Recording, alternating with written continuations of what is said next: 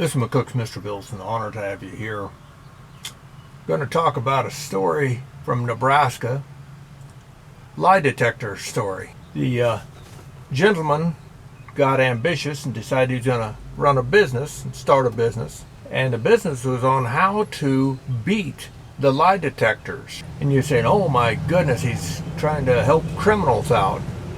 But not really. What he did do is he would hire his machine out, and people would come and he would teach them the tricks of the trade of a lie detector. And that meant that quite often companies, before they hire you, will put you through a lie detector. And usually the first time, or if you take their test, you fail. But they'll offer you a second time, each time charging you $100 to $300. Then, the second time, you'll get closer, but you don't quite pass quite often. And then by the third time, they let you pass. They let you pass the lie detector. A fancy way of saying they've taught you how to beat the lie detector. And that's what this guy was just doing off to the side. Forget the companies, whoever you are, he will teach you how to beat a lie detector.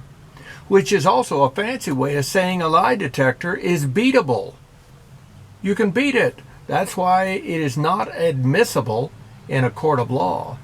But law enforcement in general use the lie detector like a bullwhip, pushing you to do it, and if you don't, well, you're guilty.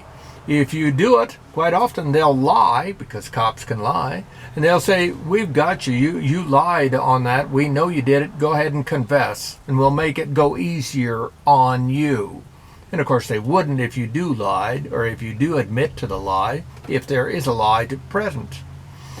With that in mind, the guy was doing pretty good business here in Nebraska. And the law enforcement didn't like it. And a local judge said that's it.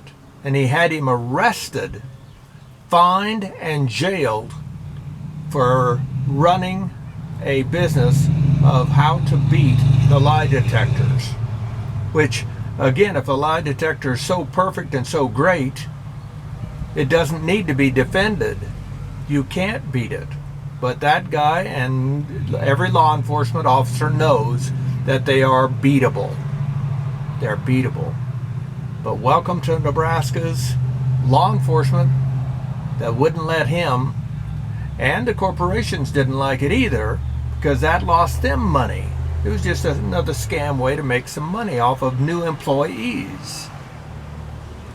You guys have a good day, and never, never trust any of the powers that be they corporations or government.